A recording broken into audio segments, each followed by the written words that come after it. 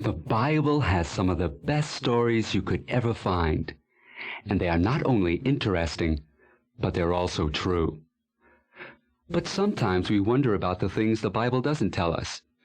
For example, in the story of Jesus feeding the 5,000, we are told that Jesus started with just a little food that he got from a young boy. But we are not told how the boy got there, or how it was that he had food. So we did some imagining, and here is our story, which we call The Lunch That Fed a Bunch. "It's him! He's coming! It's him! Look, they're in the boat!" shouted a voice. "Who's coming? Who could it be?" thought the little Jewish boy Benjamin. "What's happening?" The shore of the Sea of Galilee was like a madhouse. People were screaming and running back and forth on the sandy beach, and a whole bunch of people were coming from the other side.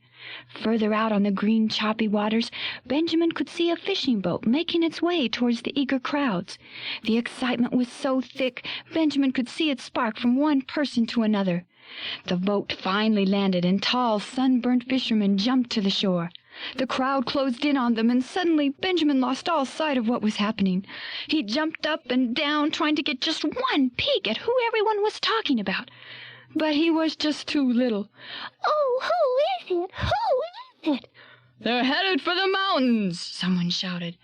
Benjamin started following the crowd. He knew he wasn't supposed to go too far away from home, so he stopped, watched the people hurrying by, and then turned and headed back. Suddenly, Benjamin saw Reuben running down the shore. Reuben was one of the big kids. He was Benjamin's friend. He'd stop to talk to Benjamin sometimes. Reuben, stop! What's going on? Where are all the people going? What's happening?" "Oh, hi, Benjamin. It's Jesus. He's a man who can heal sick people. He just came across the sea in a boat, and someone said he's headed for the mountains. I'm going to go see. Some say that Jesus might even be the Messiah." Benjamin remembered hearing about the Messiah in synagogue. The Messiah was to be sent by God to save the Jewish people from their enemies. "Oh, Reuben, can I go with you? Can I go? I want to see too. Please, please, please." "Well, I don't know. You have to check with your mom." "Mom's right in the house. Please, Reuben, would you take me? I can run fast, please." "Well, all right. I'll wait here while you go ask." "Oh, God. Benjamin dashed into the house, bursting with his request. "Slow down, little boy," his mother said. Yes, you can go if you stay close to Reuben. But you'll need to take a lunch. It's almost noon, and I don't want you to get hungry. Here's 2 dried fish and 5 barley loaves that I just baked." Benjamin watched his mother pack the shriveled, chewy fish and the biscuit-like rolls in a cloth, and then put them into his pouch. "Thanks, Mom." Benjamin grabbed his pouch and ran out the door. Reuben was sitting impatiently outside. When he saw Benjamin running towards him, he exploded down the road. Benjamin even kicked up a dried oak pomegranate without missing a single step. Then quickly they ran past a man with a team of loaded donkeys. He shouted and shook his fist at them as they dashed past. Faster and faster they went, running, and a grumbling old camel came loping past them. A man was sitting in a saddle on the camel's hump, and he was dressed in brightly colored clothes. The yellow and green and red cloth just glittered under the spring sun. "I wonder what it would be like to ride a camel," thought Benjamin. "I bet he's going to see Jesus, too." Reuben slowed down to a steady run, and Benjamin was proud that he could keep up. Soon they were headed up a mountain and were passing a lot of people. Benjamin began to notice that some of those people had crutches or were being led or carried by others. One man's whole face was a mass of ugly red sores. Benjamin gulped and hurried by, but he couldn't forget the look of pain that was in that man's eyes. Reuben slowed down and then turned aside. He stopped and lifted a sickly, limp child out of a tired mother's arms. Benjamin glanced up at the little girl's tiny face. She was so skinny that every bone seemed to poke through her pale skin. Her tiny eyes were shut. Could Jesus heal her? Oh, this he wanted to see. It wasn't long before they came to a seated crowd. A man was sitting up front, and hundreds of others were spread out before him like a blanket. Was that Jesus? He didn't look any different or special. Reuben whispered, "Sit here on the grass, and I'll see if I can get the woman and her child up closer." Jesus was talking, and his voice was loud and clear. Benjamin tried to listen to every word. He wanted to remember so he could tell his mom and dad. When Reuben came back, Benjamin turned to make room and was startled at the rows of people that were already sitting in back of him. Where did all these people come from? There must be thousands and thousands of them. Then Benjamin remembered the Passover feast. People would be coming from all over the country to attend that important Jewish celebration.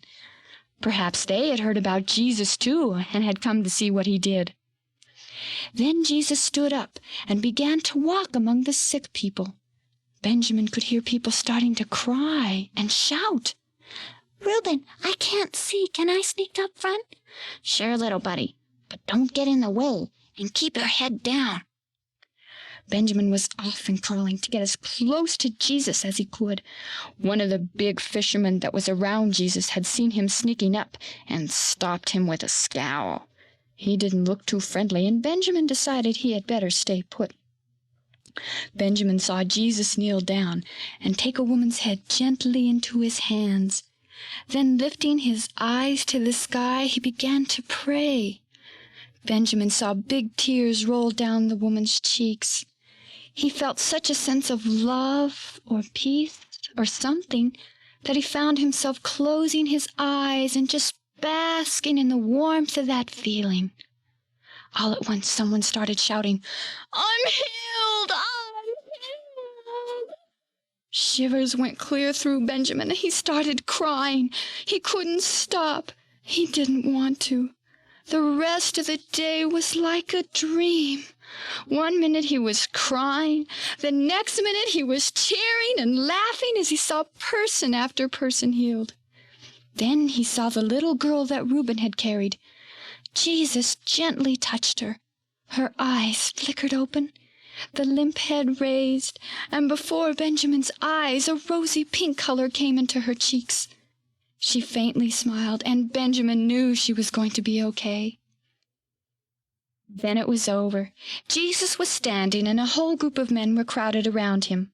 He heard one of the men say, "Master, this is a lonely spot, and it's getting late. Everyone is tired and hungry. Send the people away so they can go into the villages to buy some bread. No one has anything to eat, and it's going to be dark soon." Then Benjamin heard that clear, distinct voice say, "There's no need to send them away hungry. You give them something to eat, Philip." "Me feed them? We don't have any food. It would take more than 8 months' wages just to give everyone a bite. What do you mean, feed them? How?" "How much bread do we have? Go and see." Food! Oh, Benjamin hadn't even thought of food. He looked up and saw that the sun was close to setting. Why, he had been here all day, and he still had his lunch in his pouch. Digging it out, he spread it out before him on the ground. 5 barley rolls and 2 fish. He was starved. A shadow fell across him, and looking up, he saw one of Jesus' men. At least this one looked a little friendlier. He was smiling. He stooped down and said, "Hi, I'm Andrew. Would you mind if I took your lunch?" "My lunch?" Benjamin was ready to grab his food and run when Andrew said, "Jesus needs it." "Jesus doesn't have any food?" Benjamin's heart started pounding. He wanted Jesus to have his lunch more than anything. He gathered the ends of the cloth, and Andrew helped him up. "Here's a lad who has 5 barley loaves and 2 small fish, but what are they among so many people?" Benjamin thought, "I just want Jesus to eat my lunch, not those big guys." Then Jesus turned and looked at Benjamin. Suddenly, it didn't matter. Benjamin handed Jesus the cloth. "Have everyone sit down." The command went out, "Everyone sit down." The people stopped and were puzzled, but they did as they were told. Every eye was on Jesus. What was he going to do now? Jesus lifted the loaves up, looked towards heaven, and thanked God. Then he broke the little loaves and gave pieces to each of the disciples, and the disciples in turn broke the bread they had and gave it to the people. Benjamin couldn't tell what was happening. It seemed that no matter how much each piece was broken, there was still that piece, and it went on and on and on until everyone had bread. Then Jesus did the same with the fish. All at once there was a piece of bread in Benjamin's hand. He carefully tasted it. It tasted just like his mom bread always tasted. He stuffed the whole piece in his mouth and gobbled it down with his hand outstretched for more. He was starved. He tasted the fish and then ate and ate and ate and ate until he could eat no more. He rolled back and laid in the warm grass. Oh, did he ever feel good? Then he heard a command, "Gather up all the bread that remains." Benjamin saw Jesus' men go through the crowd with baskets and bring the baskets up to the front. Benjamin went to look and counted 1, 2, 3, 4, 5, 6, 7, more than 7, 8, 9, 10, 11, 12. 12 baskets! 12 baskets full of broken pieces. Carefully taking 5 pieces of bread, he put them in his pouch. Wait until I tell Mom what happened to her bread. She'll never believe it. Good thing Reuben is here to back up my story. Benjamin heard the people talking louder and louder. Suddenly a shout went up. "This is the prophet who is to come. Let's make him king. Jesus, Jesus, he's our king." The hills rang with their cry, but then when they made a rush to get him, he was gone. He had disappeared into the darkening hills, and his disciples were down by the seashore pushing their boats out into the water. What should they do now? The crowd began drifting away, some to find a place to camp for the night, and others to begin the long walk home. "Benjamin, Benjamin, where are you?" It was Reuben calling. Here I am. "Come on, little buddy. We'd better get home. It's getting dark fast, and a strong wind is coming up from the sea. Your folks will be getting worried. I found the little girl and her mother. We'll help them down the mountain." So Reuben, Benjamin, the little girl and her mother started down the mountain. Wait until I tell Mom and Dad, thought Benjamin. Wow, what a day. This story is taken from Matthew 14 and John 6. When you read these chapters, or any other part of the Bible, get the facts, ask questions, and then use your imagination.